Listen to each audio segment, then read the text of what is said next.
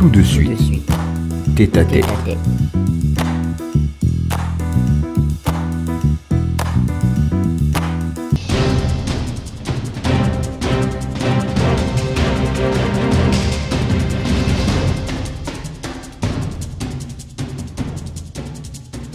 Bonsoir à tous et bienvenue une fois de plus dans ce nouveau numéro de Tête à Tête. Nous parlerons aujourd'hui de cette actualité qui a bien évidemment évolué avec l'adoption de la constitution gabonaise qui a été mise à la disposition, on va dire, des citoyens, aujourd'hui notamment dans plusieurs plateformes, des journaux et bien évidemment.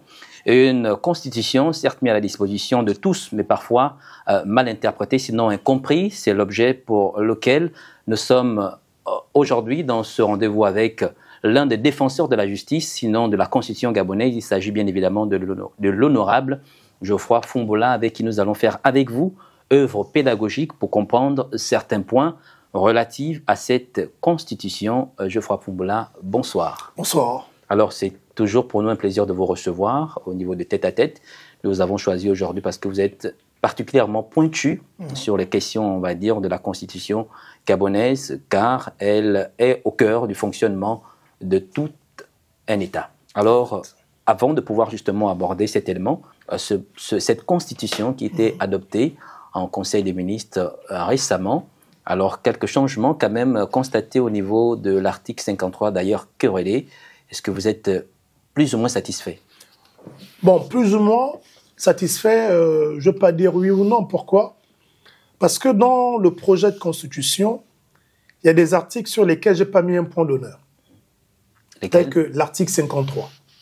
Moi, j'étais un fervent défenseur de la forme initiale de l'article. J'avais donné les raisons. Parce que dans aucun pays du monde, la fonction suprême n'est pas encadrée ou n'est pas vissée.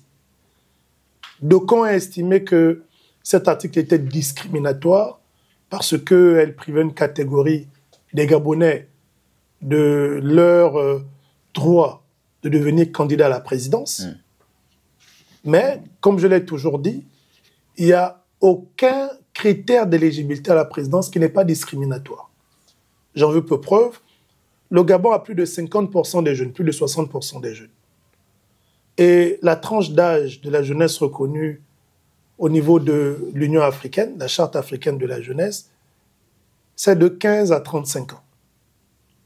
Or, pour être candidat, il faut être âgé au moins de 35 ans. Ce qui sous-entend que pratiquement toute la jeunesse est déjà exclue. Mais vous allez voir que les politiques ne se soucient pas de ce critère-là de 35 ans. Vous allez plus les voir parler du critère de 70 ans. Parce que bon nombre sont aujourd'hui rattrapés par ce critère de 70 ans qu'ils avaient eux-mêmes mis dans la Constitution de 91, ignorant qu'un jour, ils devaient avoir 70 ans. Le critère d'être né de père, de mère gabonais, eux-mêmes nés de père et de mère gabonais, pour moi, ça avait tout son sens. Et je ne trouvais pas cela discriminatoire. Parce que simplement, comme je l'ai dit, les critères d'éligibilité, même ceux qui sont en l'État, ont un caractère discriminatoire pour une catégorie des personnes qui ne se sentent pas en capacité, à cause de ces critères, de se présenter. Mais ce que j'ai condamné par contre, c'est qu'on a mis les caractères discriminatoires uniquement sous le prisme de la binationalité. C'est-à-dire l'élément qui était mis en avant. Oui, on interdit à ceux qui sont binationaux de se présenter. Il y a aussi le critère d'âge, comme vous l'avez dit tout à l'heure. Le critère d'âge pour les papas. Pour les papas. Oui, ce sont les seuls qui disent non. Plus les études scientifiques ont démontré que plus on vieillit, plus on devient sage. Voilà. Mais en 91, quand les mêmes papas étaient sortis de la conférence, parce que ce sont les mêmes, ils n'avaient pas pensé à ça.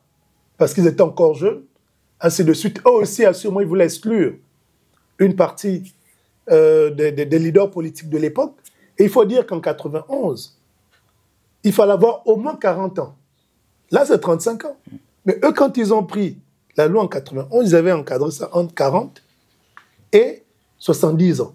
Donc là-dedans, ils avaient exclu toute une jeunesse. Parce qu'à l'époque, vous vous rappelez, il y avait les Mbaobab, il y avait les Ali. Et ça, ils avaient même rajouté que pour entrer au gouvernement, il faut aussi avoir 35 ans. C'est qu'il fait en sorte qu'on enlève Ali Mbaobam du gouvernement parce qu'il n'avait pas encore cet âge en ce temps-là. Mais c'est simplement pour dire qu'en matière de critères, moi, ça ne me gênait nullement. Je défendais ces critères. Ça ne me gêne pas aussi qu'on soit revenu dans les dispositions qui ont toujours existé. Celle d'avoir au moins un parent gabonais. Voilà, ça ne me gêne pas. Parce que ce sont ces critères et cette disposition qui a toujours existé depuis que le Gabon est république. Et alors, nous allons aborder le chapitre un peu relié à la fonction de la présidence, sinon de président de la République, un chapitre, on va dire, qui occupe une grande partie dans cette constitution. Mais nous allons nous baser un peu à une des questions qui fait aussi l'objet qui fait débat, notamment la question des séparations de pouvoir. Est-ce qu'aujourd'hui, avec cette nouvelle constitution jugée monocéphale, il n'y a pas à redire? Oui, mais en fait, moi, ce que je refuse, c'est que l'on fasse croire que la séparation des pouvoirs est née dans cette constitution. Parce que quand on apprécie une constitution, est-ce que la constitution, elle est évolutive ou est-ce qu'elle est, on va dire, elle a redressé? Monsieur Jack, voyez-vous, depuis la 4/59, la toute première constitution du Gabon, 1959, au sorti du référendum de 1958, quand le Gabon décide de demeurer une colonie française, c'est écrit dans le préambule de la Constitution de 1959, la 4/59. Le Gabon a décidé de demeurer un pays de la communauté. À l'intérieur de cette Constitution, les pouvoirs étaient concentrés de la façon suivante. C'est le Parlement qui concentrait les pouvoirs. Pourquoi? Parce qu'il n'y avait pas de président de la République à l'époque, on n'était pas encore une République en 1959.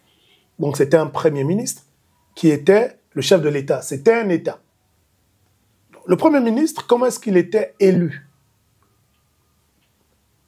Pour être élu, c'est au moins 2/5 de l'Assemblée législative qui portait ta candidature au bureau de l'Assemblée. Et c'est le bureau de l'Assemblée qui déterminait et arrêtait les candidats. Et ce sont les parlementaires qui votaient le Premier ministre, on va dire le chef du gouvernement, en gros le chef de l'État, dans ce sens-là. Ces dispositions sont restées ainsi jusque dans la Constitution de 1960, la 68/60. Là-bas, le mode électoral, c'était celui-là. 2/5 des parlementaires qui portaient la candidature du futur Premier ministre sur la table du bureau de l'Assemblée législative. Et c'est cette Assemblée législative qui se prononçait. Vous voyez que dans cet esprit, l'équivalent du chef de l'État sortait d'où? Du Parlement. C'est le Parlement qui l'élisait. On aurait aussi pu penser qu'il y a une concentration de pouvoir en ce sens que c'est le Parlement finalement qui décide de qui est l'exécutif. C'est l'esprit. Dans l'évolution de la Constitution, après les années 63 et autres, quand on redevient 61, quand on devient une république et autres, on a la Constitution 1/61. C'est cette Constitution-là, si mes souvenirs sont bons, qui va demeurer jusqu'en 79, quand on modifie la Constitution parce qu'on est dans le parti unique et autres. Mais là-bas, par exemple, c'était un régime présidentiel. Dans les années 60, le président de la République est le chef du gouvernement. Un peu comme c'est le cas aujourd'hui dans cette Constitution. C'est le format du régime présidentiel. Président de la République. Avec une séparation des pouvoirs quand même déjà. Chef du gouvernement. Oui, une séparation de pouvoir parce qu'on a le Parlement à côté. Mais depuis 1959, le président ou le Premier ministre, ils n'ont jamais perdu leur pouvoir de dissoudre l'Assemblée nationale. Ça a toujours existé depuis que le Gabon est république. Et en ce temps, quoi qu'étant le régime présidentiel, le président de la République dans la 1/61, avait le pouvoir de dissoudre l'Assemblée nationale. On a traversé le temps, le parti unique est arrivé, où il y a encore eu une forte concentration des pouvoirs, avec l'immixtion dans le judiciaire, les différents tribunaux qui sont créés et autres. Et le vice encore plus poussé quand on sort de 90. La liberté d'expression n'est pas un slogan, mais un fait. Dire ce que l'on pense en respectant les codes, c'est cela la maturité. Vous êtes un expert en politique, l'économie c'est votre domaine, l'entrepreneuriat est ce qui vous passionne le plus. C'est dans cette optique que Alpha Télévision a créé pour vous l'émission Tête à Tête. Un tête-à-tête pour vous pendant 25 minutes pour éclairer l'opinion. Et ça se passe tous les jeudis sur Alpha Télévision à partir de 19h. Passez le message.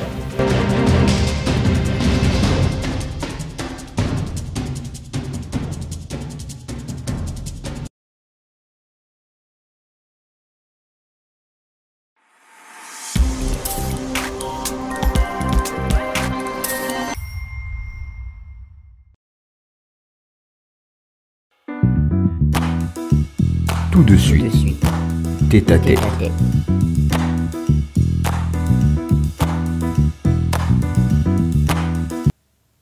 Logiquement, en 1990, avec tous les événements qu'il y a eu, on avait les pères, on va dire comme ça, du multipartisme. Les Angonjo, les Mbabe Solo, les Renjambe, tous se sont battus en 90 pour avoir la constitution de 1991 qui est en vigueur aujourd'hui. Logiquement, on s'attendait à ce que dans cette constitution de 1991, on puisse avoir une séparation rigide des pouvoirs. Mais dans la première constitution, celle de 91, on retrouve à l'intérieur le président de la République, qui est le président du Conseil supérieur de la magistrature, qui nomme certains juges constitutionnels et qui a le pouvoir de dissoudre à souhait l'Assemblée nationale. Alors, est-ce que c'est le même format aujourd'hui avec ces prérogatives du président de la République? Ces prérogatives n'ont jamais changé. Depuis 1960, ce sont les mêmes pouvoirs que le président a toujours eu. Dissoudre l'Assemblée, nommer les juges constitutionnels. Rien n'a changé. Rien n'a changé, à une seule différence. C'est que dans le pouvoir de dissolution de l'Assemblée nationale, contrairement aux autres présidents depuis 1960, c'est la première fois que le pouvoir de dissolution de l'Assemblée nationale est limité à une seule fois dans un mandat. Ça n'a jamais existé depuis que le Gabon est république. Parce que le président pouvait dissoudre pratiquement tous les 2 ans, autant de fois qu'il voulait, l'Assemblée, puisque notre constitution est calquée sur le modèle français. Le modèle français, les mêmes dispositions de dissolution qui sont dans la constitution française sont les mêmes dispositions qui existaient jusqu'en 2023. À la différence que dans le projet de constitution, on a changé la disposition sur la dissolution en continu pour ne limiter ça qu'à une seule fois dorénavant dans un mandat. Donc en 7 ans, le président, s'il n'est pas en accord avec le Parlement, il ne peut le dissoudre qu'une seule fois. En France, ce pays sur lequel on a calqué notre constitution, jusqu'en 2023, le président, s'il n'était pas d'accord avec le Parlement, et c'est le cas en France, il peut le dissoudre tous les 2 ans parce que la loi dit en fait qu'on ne peut pas dissoudre le Parlement au cours de la première année suivant l'élection de ce Parlement. Et cela peut se faire à partir de la 2e année. Donc pour moi, ce n'est pas beaucoup, mais c'est déjà une avancée que de réduire. On commence à réduire les super pouvoirs du chef de l'État. Ce n'est qu'un élément, mais c'est un élément qui a tout son sens et qui est assez profond. Si les autres constitutions ne limitent pas le pouvoir de dissolution du Parlement, c'est parce que simplement on sait que par principe, pour bien gouverner, il faut que l'exécutif et le législatif soient en harmonie. C'est pour cela que la loi permet à ce que, quand l'exécutif ne se sentait pas en sécurité et à l'aise, en harmonie avec le législatif, il pouvait le dissoudre autant de fois. Mais là, si le président utilise sa cartouche et que le législatif devienne plus fort que ce qu'il ne craignait, mais c'est à ses risques et périls. Donc là aussi, il va se dire, je n'ai qu'une cartouche pendant un mandat, alors que les autres présidents avaient autant de cartouches qu'ils voulaient. Ma cartouche, il faut que je l'utilise au moment opportun.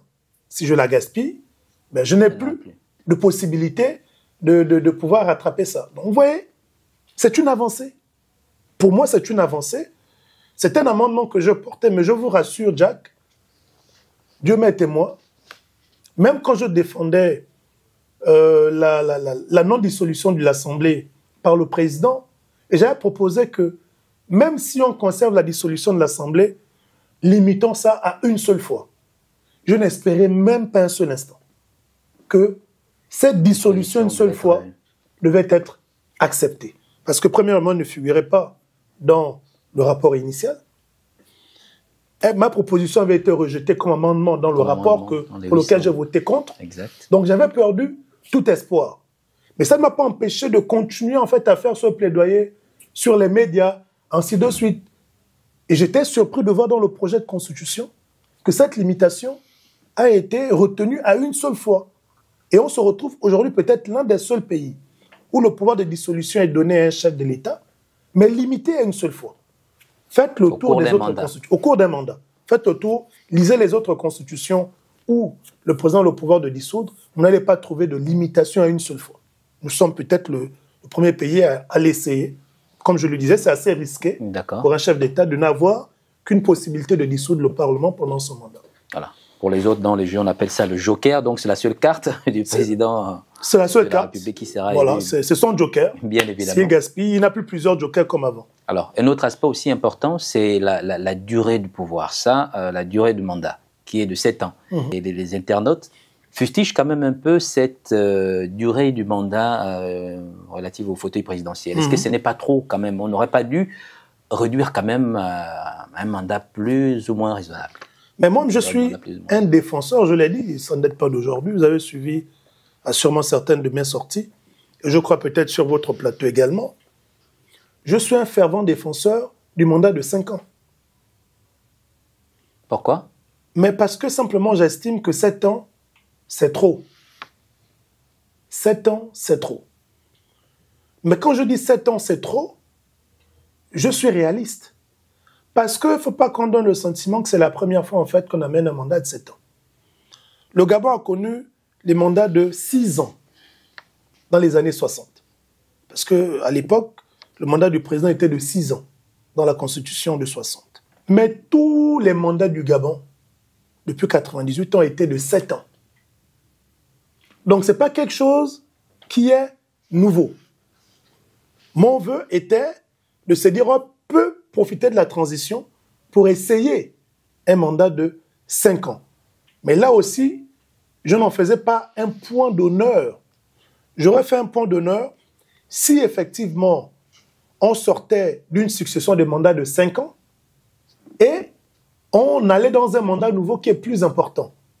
Or là, ce qui s'est passé, les autorités, ceux qui ont rédigé et qui ont adopté le projet, ont fait le choix de garder la durée de mandat qui a toujours existé depuis les 20-25 dernières années. Moi, je militais pour qu'on change cette durée, même si ça fait près de 20 ans ou 25 ans qu'on est dans les mandats de 7 ans. Bon, je me disais, essayons quand même un mandat de 5 ans cette fois-ci, on va voir ce que ça va donner. Mais il faut aussi retenir que dans les intangibilités, parce qu'il y a des dispositions qui sont rendues intangibles, peu importe les révisions, on ne peut pas les toucher. La durée du mandat ne fait pas partie. Jusque dans le temps. Voilà, le temps ne pourrait pas changer cela. Exact. Il y a un article qui consacre les intangibilités. Par exemple, le nombre de mandats était rendu intangible. C'est 2 mandats. C'est fini, tu pars. Ça a été mis dans les intangibilités. Donc, impossibilité de pouvoir modifier. La séparation de pouvoir a été rendue intangible. Et là, il faut faire une différence entre la séparation des pouvoirs et l'organisation, donc l'indépendance des pouvoirs. Les pouvoirs au Gabon sont-ils séparés? Oui, il y a séparation des pouvoirs. Y a-t-il une indépendance des pouvoirs? Non, pas totalement.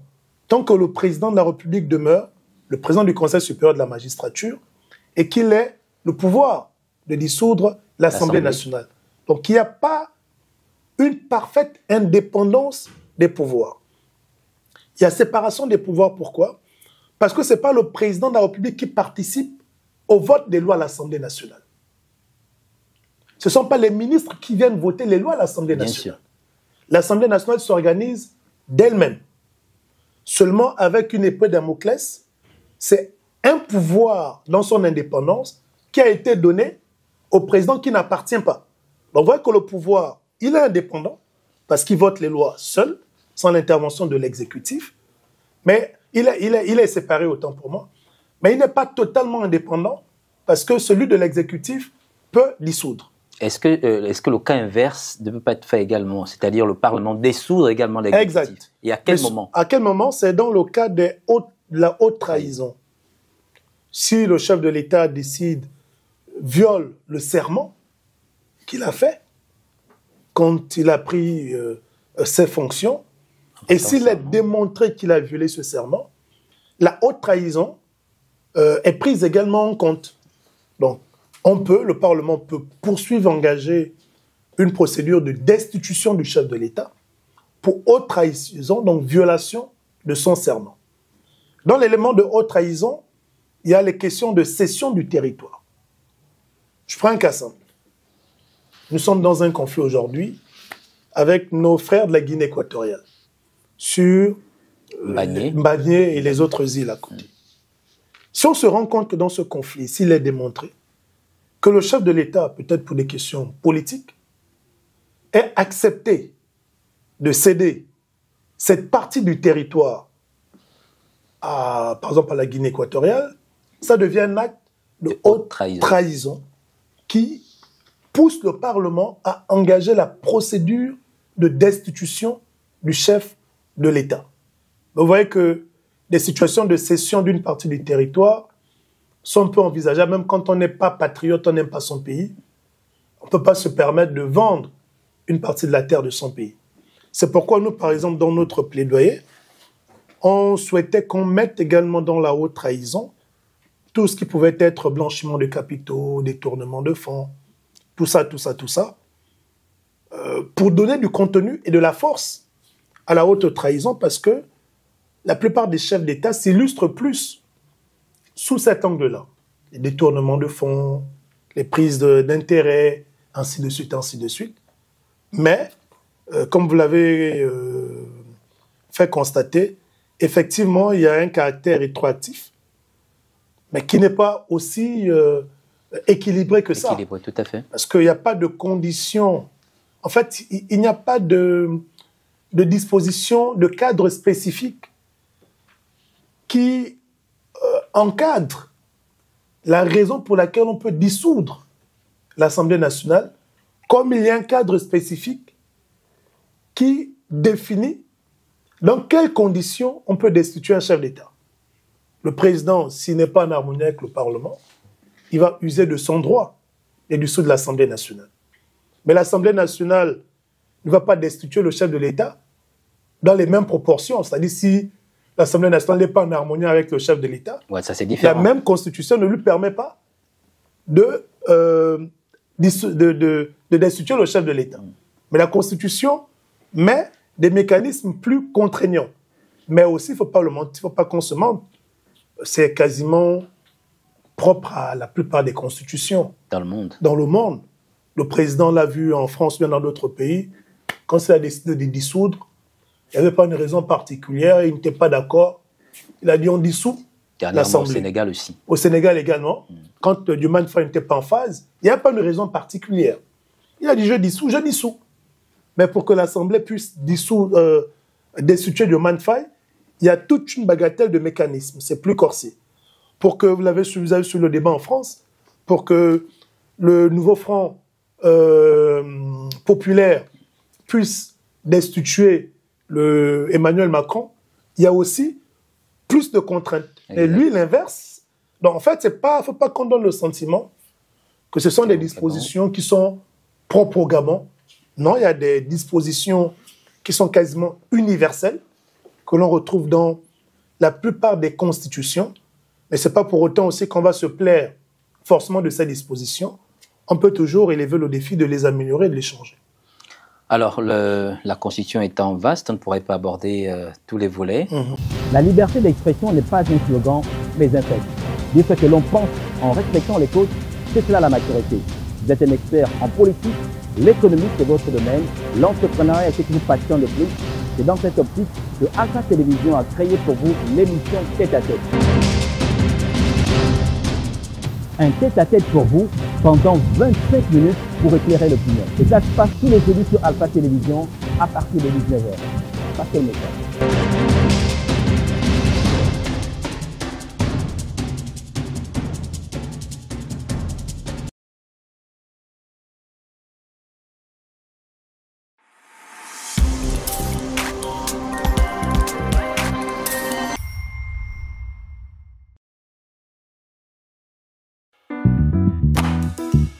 Tout de suite. Tête à tête.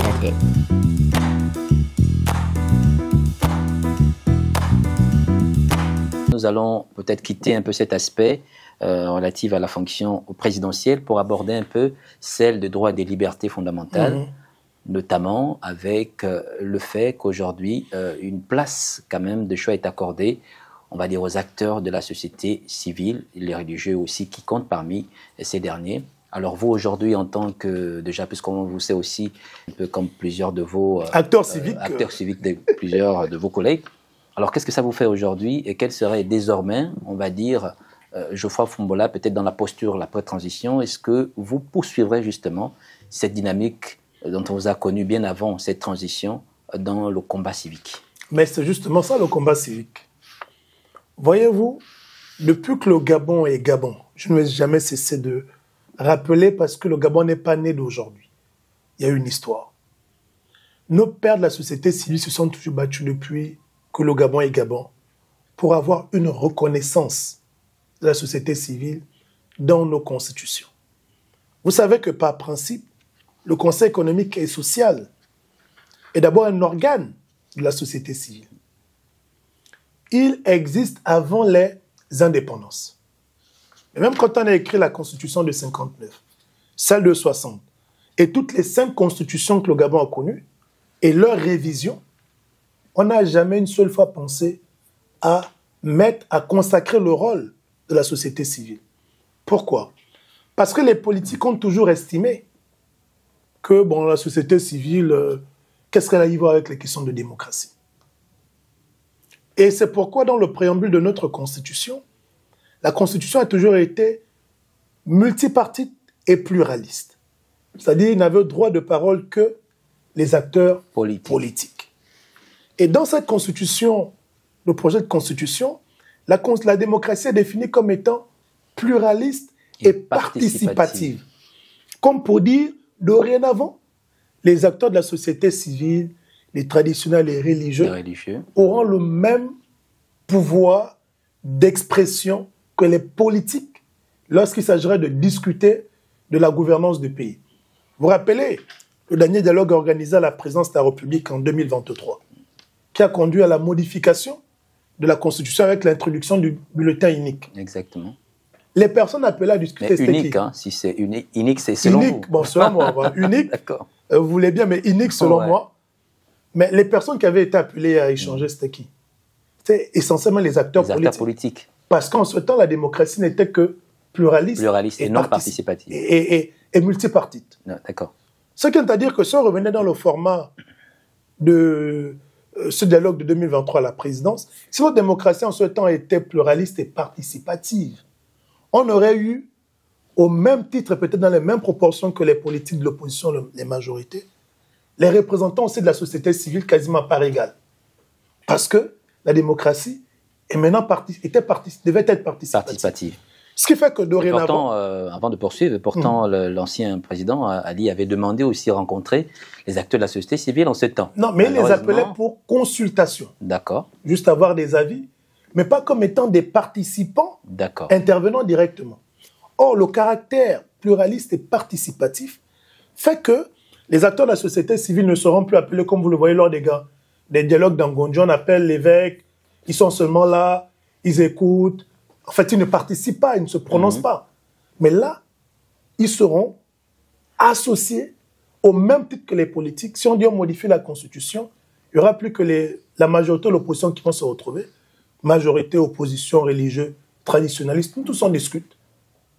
Et ce serait la première fois que ce format existe dans notre pays depuis que le Gabon est république, et même bien avant que le Gabon ne soit république. On a consacré la société civile à l'intérieur dans la Constitution. Les traditionnalistes. Pourquoi j'insiste sur les traditionnalistes? Connaissez-vous un propriétaire d'un banja qui a un document qui reconnaît qu'il est propriétaire d'un banja? Non. Aujourd'hui, avec la reconnaissance de la tradition, dans notre Constitution, cela fait en sorte que les traditionnalistes n'auront plus besoin, en gros, de se cacher derrière l'association ou confédération pour exister. Quelqu'un pourra aller créer, demander à avoir sa reconnaissance juridique de son banja. Non, ce ne sera pas une association, mais il dit, bon, catégorie d'un banja, voilà les papiers, liste des documents pour avoir la reconnaissance juridique de son banja. La personne arrive, son tradition, il arrive, il fait la liste, il salue le responsable, les gens qui sont dans le culte du banja, il remplit ses papiers, il dépose, quand le dossier sort, il a son récépissé en tant que banja, puis en tant que confédération où il fallait se cacher. Donc, vous voyez, c'est une grosse avancée pour nos acteurs traditionnels, nos acteurs religieux, qui est aussi obligé souvent d'être en mode association. Association, confédération, là aussi, et tout le reste. On peut avoir maintenant, on peut envisager une loi sur la pratique du culte. Parce qu'aujourd'hui, les organisations religieuses existent sous la bannière de la 35/62 en tant qu'association. Or là, avec cette constitution, elles peuvent exister certes en tant qu'association, mais encore mieux, elles peuvent directement exister en tant qu'organisation religieuse. Plus association, mais organisation religieuse. Les traditionnalistes peuvent exister dans leur nature. Donc c'est pour dire ici qu'on n'a certes pas obtenu 5 ans, et on a maintenu les 7 ans qui ont toujours existé, mais ce qu'on a obtenu en matière des droits fondamentaux, comme vous l'avez signifié, la participation de la société civile, des acteurs civiques, ainsi de suite, c'est quelque chose qui était inimaginable pour nous, les acteurs de la société civile. Et pour finir avec cet exemple, dans le caractère participatif, vous savez que je suis très attaché aux questions d'éducation. On pourra avoir dorénavant un étudiant qui décide de devenir candidat à une élection sans pour autant qu'on ne voie en lui le politicien. Parce que quand participatif n'existait pas, tous ceux qui candidataient à une élection étaient vus comme étant faisant de la politique. Plus la démocratie, en gros, était réservée à ceux qui font la politique. Donc, démocratie multipartite et pluraliste. Or là, maintenant, devenu pluraliste et participative, Jack, vous qui êtes des médias, mais elle est participative. Si vous décidez de devenir candidat, on ne va pas dire que Jack est un politicien. Jack est un citoyen. Le politique, lui, il est politicien. Il est libre de se Chacun dans son format. Chacun dans son format. Et c'est pourquoi nous, acteurs de la société civile, par exemple en 2023, quand on a décidé d'être candidat, mais quel a été le sentiment de façon globale? Oh, vous faites la politique. Mais c'était normal qu'ils le pensent, du moment où le format était multipartite et pluraliste. Mais là, aujourd'hui, si un acteur civique devient candidat, on ne pourra pas donner la veste, on ne pourra pas donner la casquette de politicien, parce que dorénavant, la démocratie est participative. D'accord. Alors, un autre point également, toujours dans le même registre des libertés, des droits et des libertés fondamentales, fondamentaux. J'ai discuté avec un des compatriotes par rapport au droit à l'électricité et l'eau. Et il m'a posé la question, est-ce que dorénavant, si par exemple il y a des délestages de coupures ou qu'il n'y ait pas d'eau, est-ce que je peux porter plainte à la SEG? Okay. Voilà une question qu'un compatriote m'a posée au quartier. En fait, ce qu'il faut dire, c'est pourquoi il nous faut beaucoup d'éducation à la citoyenneté. la loi actuelle a toujours permis à tout citoyen de porter plainte à la SEG. Moi, je connais des citoyens à qui la SEG a payé plus de 20-30 millions. Je vous raconte une histoire. Monsieur Justin revenait de France et puis il avait décidé de signer un contrat avec la SEG parce que c'est un contrat à la demande du compteur. C'est un contrat que vous signez avec l'entité. Vous payez pour que l'entité vous installe au compteur. Et sur le contrat, il est clairement mentionné que si l'installation n'est pas faite au bout d'une certaine période, la SEG vous rembourse la redevance que vous avez payée au départ. Et le monsieur, il arrive, il connaît le droit. Il se rend compte qu'après avoir sollicité le compteur et autres, le compteur n'est toujours pas installé. Il va à la SEG, il dit, bon, les délais sont passés. À rembourser, on met 40 et quelques mille de redevance. Les gars de la SEG étaient tous surpris que, oh, toi, tu penses que tu veux montrer que tu connais la loi. Tu penses que tu es le seul qui est en attente de compteur, tout ça. Non, on ne te rembourse pas. Je vous parle des choses réelles, l'un de sait comment je suis. Il dit, ok, il n'y a pas de souci. Justin allait prendre un huissier. Il a fait le constat, il a porté plainte à la SEG. On est parti de 42 000. La SEG à ce jour a déjà payé à M. Justin plus de 20, pratiquement 30 millions. Et il était venu nous voir au niveau du copie citoyen, parce que dans le cadre des astreintes, les astreintes du point de vue juridique, ce sont les jours de retard.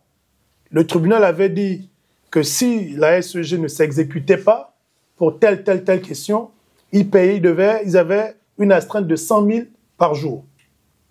Mais pendant tout ce temps-là, selon le nombre de jours, quand c'était de nous voir, les astreintes étaient déjà à 200 millions. Donc voilà comment quelqu'un se retrouve en cassation, parce que la procédure est toujours en cours, contre la SEG pour revendiquer ces 200 millions. C'est son droit. Ah ben c'est énorme. C'est énorme. Vous voyez comment on est parti de 42 000 à 200 millions. À 200 millions, avec déjà plus de 20 millions qui ont été payés. Les copies des chèques sont là. Si ton congélateur s'est gaspillé à cause des coupures, tu portes plainte. Ton appareil s'est gaspillé, tu portes plainte. Le code le permet. La loi gabonaise le permet.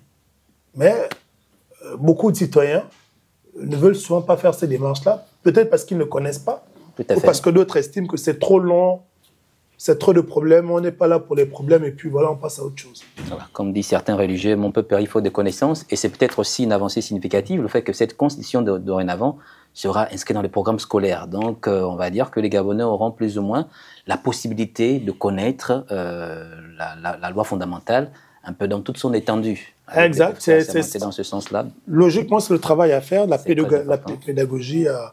Il faut vulgariser la Constitution pour que bon nombre puissent se l'approprier. C'est ce que nous avons toujours fait, par exemple, dans le cadre du copier citoyen. Mais encore que, il faut reconnaître que nous-mêmes, avec les réseaux sociaux, les gens ne veulent plus lire. Et c'est ça qui est assez regrettable. Il nous faut revenir à la lecture, à cette culture, à ces bonnes pratiques.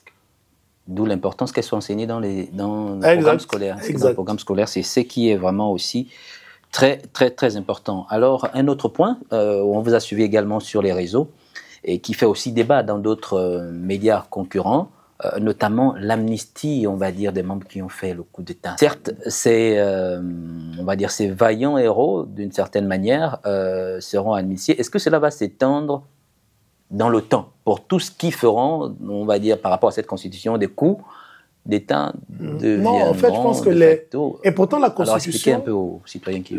La Constitution, le projet de Constitution, cet article est clair. L'article dispose que ne sont concernés par l'amnistie que ceux qui ont participé aux événements partant du 30 août à la date de prestation du serment du président de la transition qui était le 4 septembre. Donc, en gros, la Constitution dit qu'on protège à vie les cerveaux du coup d'État. Il y a les militaires que l'on connaît. Je n'ai pas participé au coup d'État pour savoir s'il y avait des civils qui ont été mêlés à ça. Mais Lorsqu'on a vu la première vidéo du colonel Ulrich Mafumbi, sa toute première vidéo, qui acte, on peut dire, le groupe des auteurs du coup d'État. On a vu là-bas les journalistes, il y avait aussi les civils, à côté des militaires, la toute première vidéo, si on se rappelle. Parce que si c'est une vidéo, il y a forcément des civils derrière. Oui, il y avait des civils derrière. Bon, mais peut-être que ces civils-là aussi faisaient partie de l'organisation du coup d'État.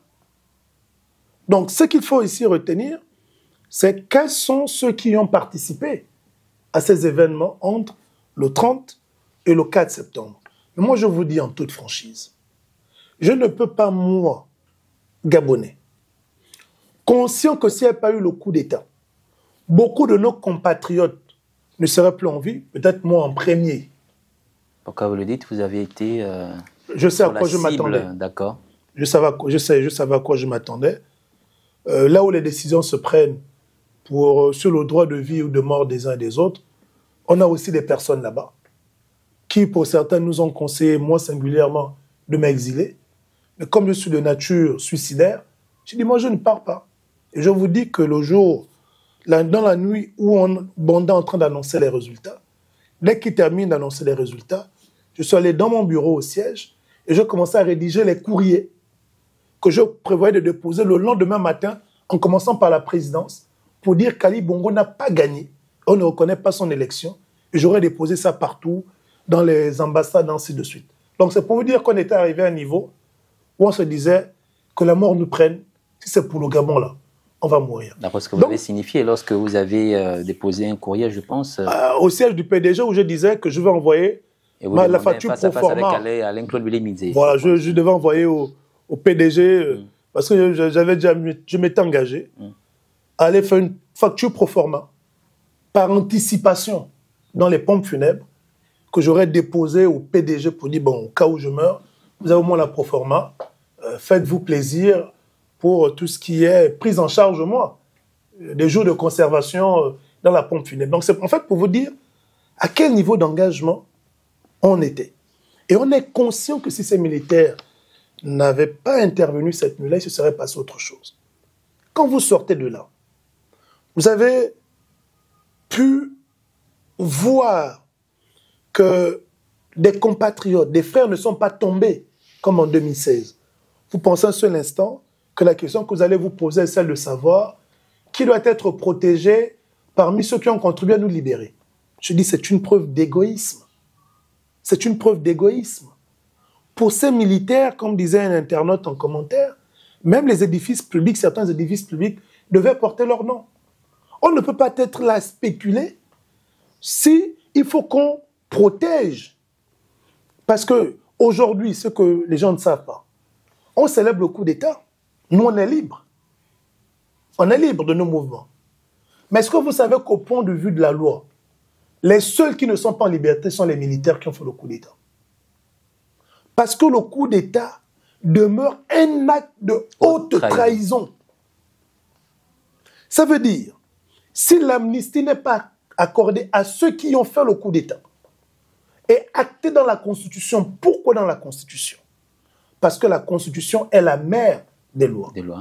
Elle consacre le fait que les Gabonais ont accepté, à travers le vote au référendum, au cas où la Constitution est adoptée, que ceux qui ont participé à faire ce coup d'État-là ne soient jamais poursuivis pour les actes du coup d'État pendant toute leur vie.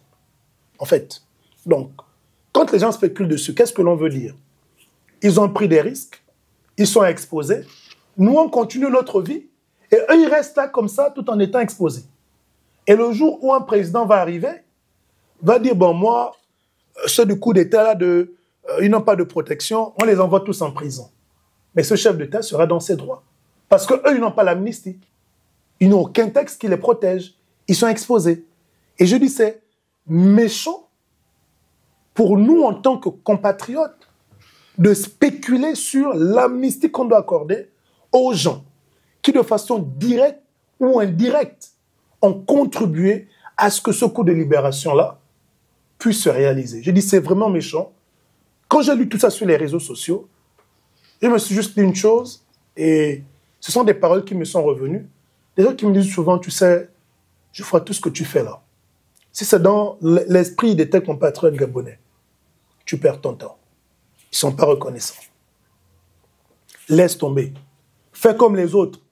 Et ce discours est toujours entendu. Fais comme les autres. Si tu as une opportunité, Ali t'appelle, laisse, va au gouvernement. Prends ton argent. Quand tu auras ton argent, les mêmes là vont te suivre. Comme ils suivaient Ben Moubamba quand il était Premier ministre, vice-premier ministre. On l'a tous vu. Quand Ben Moubamba se battait seul, on ne voyait pas les gens. Mais les premiers grands rassemblements de Ben Moubamba, c'est quand il est devenu Premier ministre. Les gens allaient prendre de l'argent. Les gens recherchaient un intérêt. D'accord. Et ça, c'est notre psychologie. Donc moi, je dis, je ne spécule pas sur l'amnistie.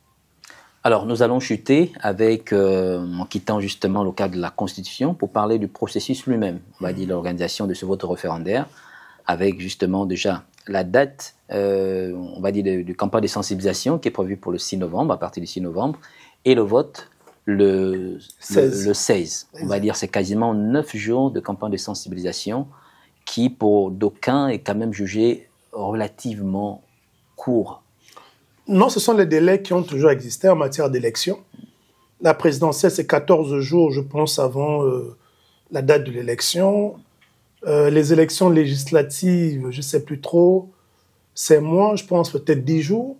Mais en fait, ce qu'il faut dire, c'est que la sensibilisation se passe avant l'ouverture de la campagne. Tout ce que nous sommes en train de faire, c'est pour préparer l'électeur, participe à la sensibilisation. Mais les 10 jours ne sont réservés qu'à la consigne de vote. Donc pendant 9 jours, c'est en fait seulement pendant cette période qu'on peut dire aux gens, il faut voter oui, il faut voter non. Mais avant le 6, nous devons être justement dans ce qu'on appelle la pré-campagne. Parce que ce qu'on fait en fait, c'est ça la pré-campagne. Donc ça veut dire que nous sommes dans les normes. Nous sommes dans les normes. D'accord. Mais en pré-campagne, comme je dis, ce qui a fait faux avec ceux qui appellent à voter oui, c'est que la pré-campagne n'est pas faite pour donner une consigne de vote. Vous pouvez expliquer le référendum, comment on le fait présentement, expliquer la Constitution, les bons côtés, les mauvais côtés, les avancées, les limites, ainsi de suite, pourquoi il faut aller voter, comment voter. Tout ça se fait normalement, même avant le début de la campagne. Et c'est quand la campagne commence, donc à partir du 6, que comme tu as déjà expliqué tout ça, tu as maintenant donné ta position.